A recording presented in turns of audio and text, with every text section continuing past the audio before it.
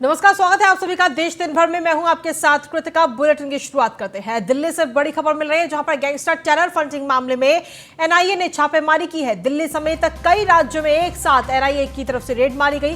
राजस्थान, हरियाणा, पंजाब और दिल्ली में यह छापेमारी की गई है। एनआईए ने देश में कुल 20 ठिकानों पर यह छापेमारी की है, जिसमें लॉरेंस बिश्नोई के करीबियों के ठिकानों पर यह छापा मारा गया है। तो ये बड़ी खबर आप तक पहुंचा रहे हैं।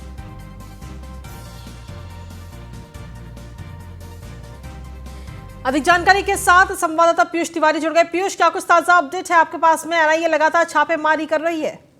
देखिए, अगर हम बात करें तो सुबह से ही एनआईए की छापेमारी जारी है। हालांकि कई जगहों पे छापेमारी अभी फिलहाल के लिए बंद हो गई है, यानी कि करीब 3 से 4 जगहों पे अभी एनआईए की छापेमारी चल रही है। और निश्चित तौर पे जिस तरीके से टेरर फंडिंग की हम बात करें या लॉरेंस बिश्नोई जो गैंगस्टर है उसके करीबियों पर यह छापेमारी की गई है। सुबह से ये कार्रवाई की गई है, पुख्ता आधार पर एनआईए ने ये छापेमारी की है। और सबसे बड़ी बात है कि किस तरीके से टेरर फंडिंग की कमर तोड़ी जा सके, इसको लेकर लगातार पहले भी एनआईए कार्रवाई करती रही है। ऐसे में आज करीब 20 जगहों पर जब एक साथ छापेमारी हुई तो कहीं न कहीं जो गैंगस्टर के करीबी हैं उनमें हड़कंप मच गई। इंडियन मीडिया के लिए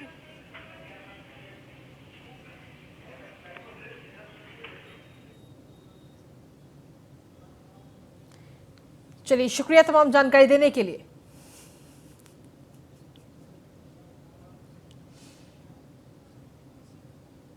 बाला साहेब की शिवसेना गुट के पुणे अध्यक्ष प्रमोद भानगिरी का जनता दरबार हर रोज जोर शोर से चल रहा है। हालांकि यह दरबार पहले भी होता था, लेकिन जब से भानगिरी को शहर अध्यक्ष चुना गया तब से इस दरबार में लोगों की संख्या बढ़ती जा रही है। बता दें कि जनता दरबार मोहम्मदवाड़ी इलाके में होता है। लोगों की समस्याओं को शिवसेना के कार्यकर्ता सुलझाने का काम करते हैं और कहा जाता है कि जब से एकनाथ शिंदे सरकार महाराष्ट्र में बनी है तब से शिंदे गुट में भी कार्यकर्ताओं की भीड़ बढ़ रही है, क्योंकि शिंदे सरकार भी लोगों की समस्याओं को कम करने की कोशिश कर रही है।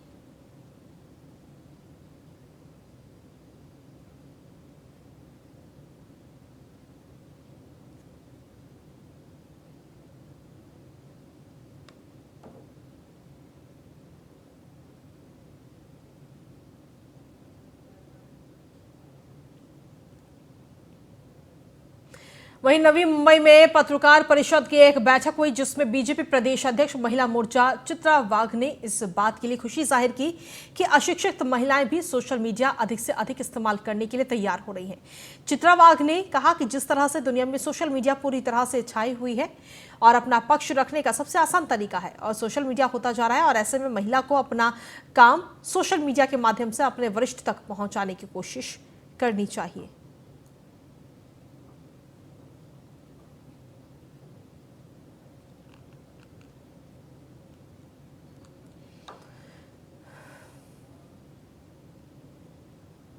वहीं पुणे के आलंदी में इंद्रायणी नदी पर पद यात्रा का समापन हुआ। यात्रा 10 दिनों में पूरी हुई। इस दौरान हल किए गए पानी को विधिवत छोड़ दिया गया था। मौली की संजीवन समाधि श्री सिद्धेश्वर महाराज ने आलंदी में विश्वरूप दर्शन मंच पर इंद्रायणी पदयात्रा हरिनाम गजरा पर जल चढ़ाया। अगली पदयात्रा नर्मदा की है और नवनाथ महाराज अहेर ने कहा कि नर्मदा माई ने नर्मदा की 4 पदयात्रा की है। इसके अलावा 17 पदयात्राएं बस से निकाली गई हैं। उन्होंने कहा कि वो सामाजिक जागरूकता पैदा करते हुए 4 दिसंबर से नर्मदा की 18वीं पदयात्रा का शुभारंभ करेंगे।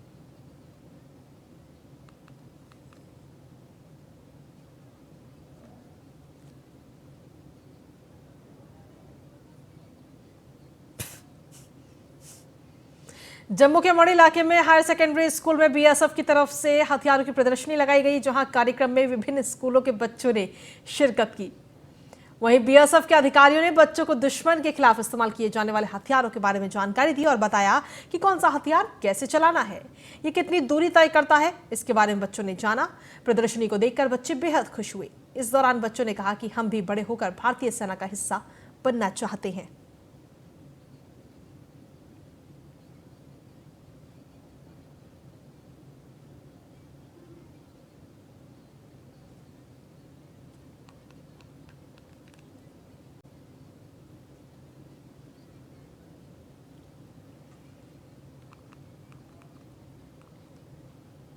International film festival of India में डायरेक्टर विवेक अग्निहोत्री की फिल्म द कश्मीर फाइल्स को लेकर अब विवाद खड़ा हो गया है, जहां आईएफएफआई के जूरी हेड और इजरायली फिल्म मेकर नदाव लेपिड ने इसे अश्लील और प्रोपेगेंडा फिल्म बताया।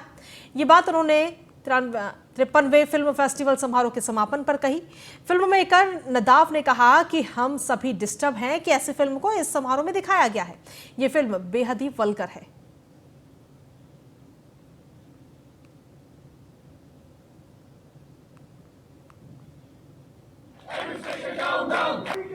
नहीं बनेगा, नहीं बनेगा, आगे बड़ी लड़ाई है। बिहार के सीतामढ़ी में एक महिला की संदिग्ध परिस्थितियों में मौत हो गई। घटना रीगा थाना क्षेत्र के रामनगरा की है। मृत महिला की पहचान रामनगरा वार्ड नंबर 4 के स्वर्गीय हसन लहेरी की 65 वर्षीय पत्नी जनारसी खातून के तौर पर हुई है। घटना की सूचना पर पहुंची रीगा थाने पुलिस मामले में छानबीन में जुटी हुई है। वहीं पीड़ित परिवार से पूछताछ कर रही है।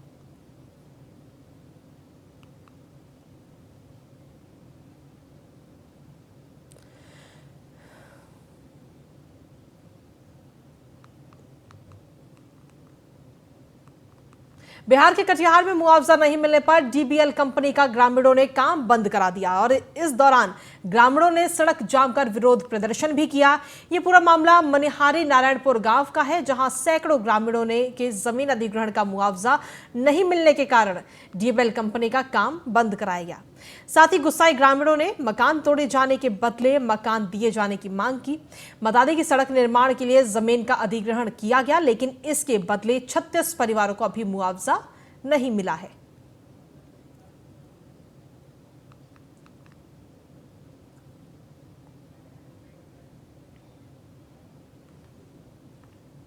बिहार के सीतामढ़ी में डिलीवरी कंपनी के ऑफिस में 3 लाख की लूट की वारदात का मामला सामने आया। हथियारों से लैस 4 बदमाशों ने इस घटना को अंजाम दिया।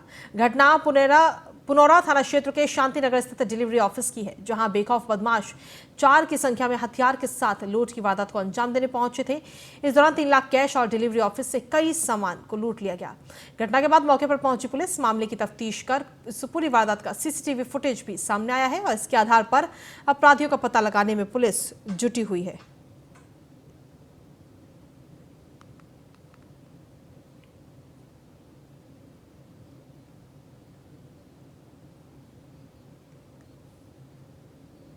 कल शाम को लगभग 8 बजे चार लड़का आया हथियार और पिस्टल के बल पर। हम 3 आदमी काम कर रहे थे। उसी क्रम में वो आया और हम वहाँ बैग बना रहे थे। लड़का एक गन का रख रहा था और एक तीसरा जीआई कर रहा था।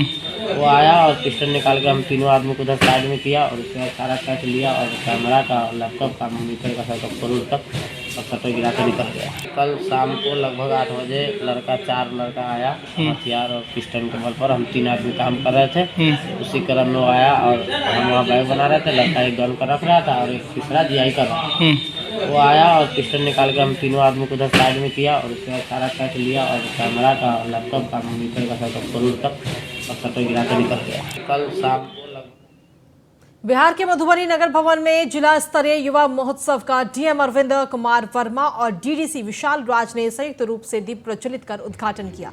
इस मौके पर डीएम ने कहा कि इस प्रतियोगिता से जिले के प्रतिभाशाली युवाओं को एक मंच मिला है, जहां सफल प्रतिभागी को राज्य स्तरीय युवा महोत्सव में भाग लेने का मौका मिलेगा। वहीं युवा महोत्सव में आई पोल स्टार स्कूल की शिक्षिका संजू मिश्रा ने जिला स्तरीय युवा महोत्सव पर बड़ा सवाल उठाते हुए कहा कि इस युवा महोत्सव का मतलब ही है कि नए युवा कलाकारों को इसमें मौका मिलना चाहिए।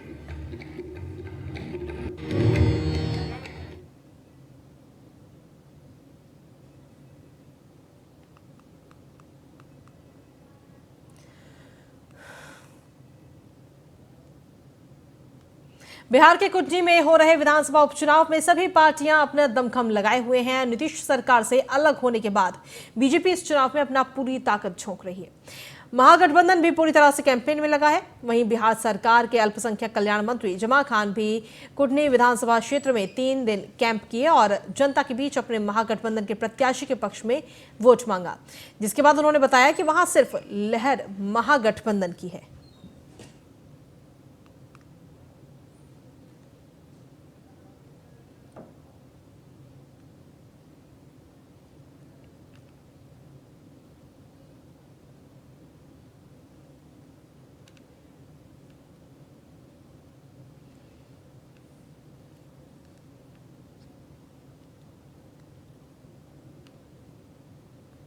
चुनाव में हम लोग लगातार हमारे सारे भाई कैंप कर रहे हैं और वहाँ की जनता एक तरफा विकास को देखकर, काम को देखकर, हमारे नेता के काम को देखकर, उनका काम का तौर तरीका देखकर पूरी जनता, पूरे समाज के लोग हमारे साथ हैं, हमारे नेता के साथ हैं और नीतीश कुमार जी के जो काम है वो बोल रहा है। और निश्चित तौर पर जो हमसे विपक्ष में है, जो चुनाव बीजेपी के लोग लड़ रहे हैं, उनकी जमानत जब्त होगी, हम अच्छे वोट चुनाव जीते। उन्हीं के चुनाव में हम लोग लगातार। खबर आलंदी से है, जहां मां इंद्रायणी नदी की पदयात्रा नवनाथ महाराज अहेर, सीमाताई महाराज अहेर और बाल राघव अहेर की ओर से हरिनाम गुजरात में इंद्रायणी नदी के घाट पर इंद्रायणी नदी की 10 दिवसीय पदयात्रा विधिवत संपन्न हुई। इस समय हल किए गए पानी को विधिवत छोड़ दिया गया है। मौली के संजीवन समाधि सिद्धेश्वर महाराज ने आलंदी में विश्व रूप दर्शन मंच पर इंद्रायणी पदयात्रा हरिनाम गुजरात पर जल चढ़ाया। इसके अलावा 17 पदयात्राएं बस से निकाली गई। उन्होंने कहा कि सामाजिक जागरूकता पैदा करते हुए 4 दिसंबर से नर्मदा की 18वीं पदयात्रा का शुभारंभ करेंगे।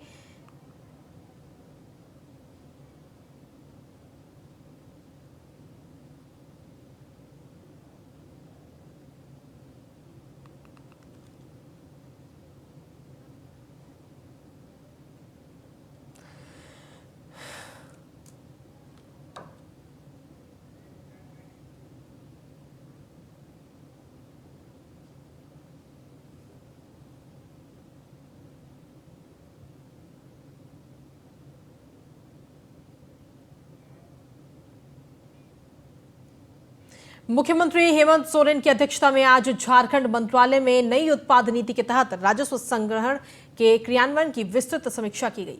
इस बैठक में मुख्य सचिव, उत्पाद सचिव के साथ ही आयुक्त उत्पाद विभाग के पदाधिकारी और खुदरा उत्पाद दुकानों के थोक विक्रेता भी मौजूद थे। इस दौरान बैठक में मुख्यमंत्री हेमंत सोरेन ने उत्पाद दुकान संचालकों पर नाराजगी जताई और कहा कि उत्पाद दुकानों में कार्यरत कर्मियों का बकाया वेतन भुगतान जल्द करें।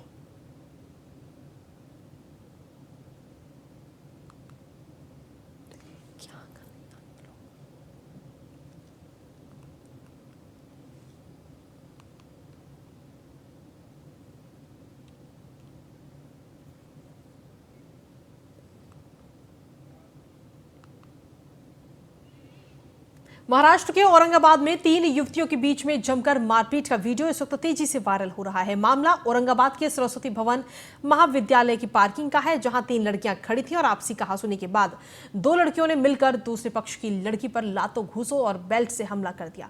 हालांकि मार खा रही युवती इस मारपीट का जमकर प्रतिरोध करती हुई नजर आ रही है।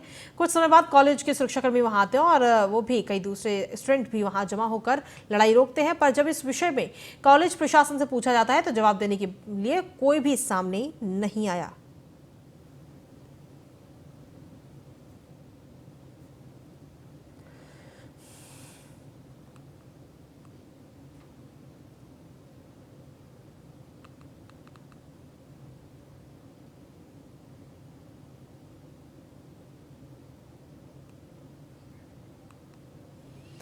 तो स्कूल प्रशासन कुछ भी कहने से इनकार इस वक्त इस पूरे मामले पर करता हुआ नजर आ रहा है, जहां पर 3 लड़कियों में मारपीट हुई है और ये देखिए आप किस तरीके से लातों से, घूसों से, बेल्ट से एक लड़की की पिटाई यहां पर की जा रही है।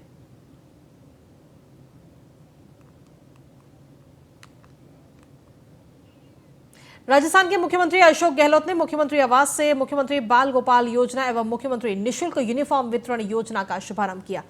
इस दौरान उन्होंने विद्यार्थियों को यूनिफॉर्म भी वितरित किए। विद्यार्थियों को संबोधित करते हुए अशोक गहलोत ने कहा कि राजकीय विद्यालयों में समान यूनिफॉर्म पहनने से विद्यार्थियों के साथ अभिभावकों और समाज में समानता का संदेश जाएगा और विद्यार्थियों का आत्मविश्वास भी बढ़ेगा।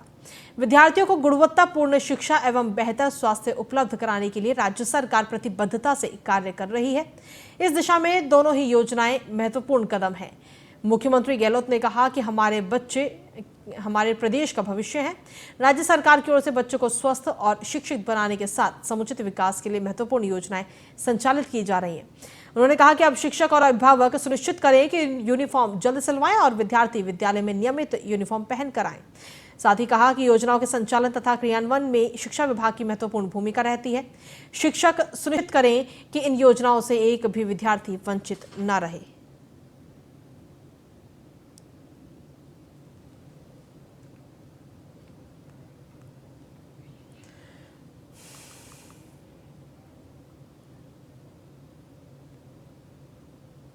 अगली खबर झारखंड से, जहां पर न्यूज इंडिया की खबर का असर देखने को मिला है। बाल अधिकार संरक्षण आयोग का गठन वहां पर किया गया है। तो ये बड़ी खबर आप तक पहुंचा रहे हैं। न्यूज इंडिया की खबर का असर देखने को मिला है इस वक्त, जहां बाल अधिकार संरक्षण आयोग का इस वक्त गठन झारखंड के अंदर किया गया है।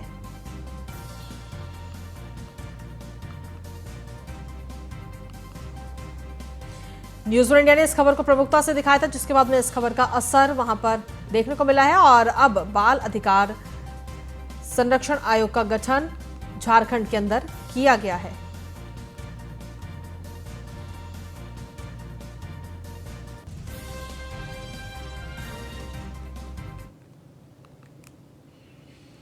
और अगली खबर लखनऊ से, बिजली विभाग के कर्मचारियों की तरफ से विरोध प्रदर्शन किया जा रहा है। विभाग में करोड़ों के भ्रष्टाचार को लेकर कर्मचारी इस वक्त आक्रोशित हैं। मानसिक और शारीरिक प्रताड़ित करने के चलते ये विरोध किया गया।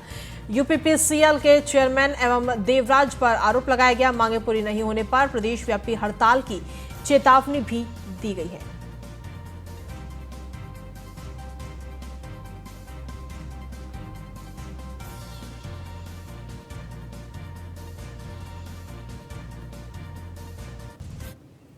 विद्युत कर्मचारी संयुक्त संघर्ष समिति के द्वारा प्रदेश भर में अलग अलग जगहों पर एक साथ विरोध प्रदर्शन किया जा रहा है। ये विरोध प्रदर्शन कई मांगों को लेकर किया जा रहा है। मैं इस समय लखनऊ में मौजूद हूँ। आप देख सकते हैं तस्वीरों में कि लोग जो है लगातार अपना विरोध प्रदर्शन यहाँ पर दर्ज करा रहे हैं। इनका कहना है कि जो इनकी मांगे हैं वो अगर सरकार की तरफ से नहीं मानी जाती हैं, विभाग की तरफ से इनकी मांगों पर अमल नहीं किया जाता है तो प्रदेश व्यापी आंदोलन किया जाएगा। कुछ लोग हैं यहाँ, हम उनसे बात करेंगे। क्या नाम है सर आपका? मनोज जायसवाल। क्या मांगे हैं? हम लोग की मांगे हैं कि जो प्रबंधन द्वारा लगातार स्वेच्छाचारी नीतियाँ अपनाई जा रही हैं, लगातार नए आदेश, जो लक्ष्य पूरे नहीं हो सकते हैं। अभी चेयरमैन साहब ने एक लक्ष्य दिया था कि प्रत्येक पावर हाउस को 5 करोड़ रुपया 10 दिन के अंदर लाने हैं, जबकि मैं आपको बता दूं कि बहुत सारे ऐसे पावर हाउस हैं जहां पे 1 महीने में भी 1 करोड़ रुपया नहीं आता है और उन्होंने आदेश दे रखे थे कि 5 करोड़ रुपया लाने हैं। फिर बाद में उन्होंने उसको वापस किया। कहने का मतलब ये है कि किसी भी कार्य को करने के लिए मैन मनी मटेरियल की आवश्यकता होती है, जो प्रबंधन द्वारा दिया नहीं जाता। और चौथा एम की वो बात करते हैं, माइंडसेट। माइंडसेट का उनका मीनिंग ये है कि मानसिक रूप से इतना टार्चर कर दो कि ये लोग खुद ही कहने लगे कि अब हम जो है इस विभाग को नहीं चला सकते। लेकिन ये विभाग आज से नहीं, हम 24 घंटे कार्य करके सतत रूप से चलाते हैं। आज आंदोलन होने के बावजूद भी जो हमारे शिफ्ट के कर्मचारी हैं उनको इस आंदोलन से विरत रखा गया कि उपभोक्ताओं को कोई समस्या न हो। लेकिन प्रबंधन द्वारा लगातार इन कर्मचारियों को, संविदा कर्मचारियों को 9,000 रुपये का वेतन देना और वही जो एक्स आर्मी है उनको 28,000 रुपये देना, दोहरी मापदंड करना, अपने लिए सलाहकार नियुक्त करना जिनमें लाखों लाख रुपये उनको तनख्वाह देना, इस तरीके के भ्रष्टाचार करके और केवल कर्मचारियों को भ्रष्टाचार और चोर कहने का काम करते हैं। इसलिए सारे कर्मचारी लामबंद हुए हैं कि हम उनके भ्रष्टाचार को उजागर करेंगे। ईआरपी में बहुत सारे घोटाले हुए हैं, बहुत सारे ऐप बनाए गए, जो सारे ऐप बंद हो चुके हैं, कोई काम नहीं कर रहे हैं, लेकिन उन पर करोड़ों करोड़ रुपये का पेमेंट किया गया है, जिसके वजह से 1,00,000 करोड़ रुपये का पूरे पावर कॉरपोरेशन में कर्ज हो चुका है। ये प्रबंधन का फेलियर है। इस फेलियर को दबाने के लिए उत्पीड़न किया जा रहा है कि हमारे कर्मचारियों के द्वारा इतने बड़े घोटाले हुए हैं। जो भी घोटाले हुए हैं उच्च प्रबंधन के द्वारा किए गए हैं। तो तमाम मांगों को लेकर जो कर्मचारी हैं वो लामबंद हैं। विद्युत और अगली खबर है मुरादाबाद से, जहां पर पुलिस और बदमाशों के बीच में मुठभेड़ हुई है और इस मुठभेड़ में 50-50 हजार के 2 आरोपियों को गिरफ्तार किया गया है। हत्या मामले में फरार चल रहा था ये आरोपी। हत्या का लाइव सीसीटीवी में सामने भी आया है। मुठभेड़ में सब इंस्पेक्टर भी घायल हुआ है। भोजपुर थाना क्षेत्र के ढेला नदी के पास ये मुठभेड़ हुई है।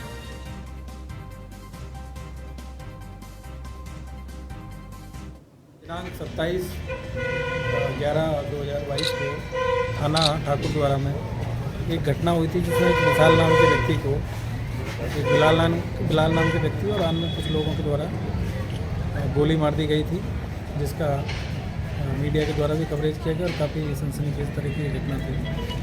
इसी घटना में जो बाद में वादी की तहरीर पर मुकदमा पंजीकृत किया गया, जिसमें 3 लोगों को नामजद किया गया था, जिसमें एक का नाम बिलाल है, दूसरा अतुल शर्मा है और तीसरा गोलू के नाम से 3 लोगों को इसमें नामजद किया गया था। कुछ अज्ञात लोग बताए गए थे। इसी घटना की जो वांछित अभियुक्त है उनकी गिरफ्तारी के लिए मेरे द्वारा 5 टीमों का गठन किया गया था और आज सुबह ये सूचना मिली थी कि इसमें से बिलाल और जो अतुल शर्मा है उनकी सूचना थी कि जो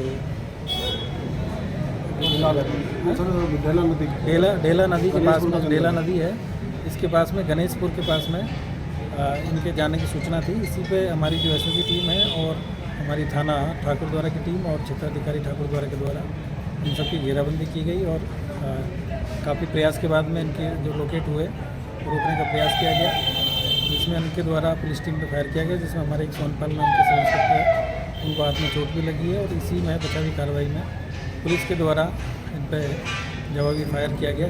दिनांक 27 और खबरों का सिलसिला न्यूज इंडिया पर यूं ही लगातार जारी है। इस बुलेटिन में इतना ही। नमस्कार।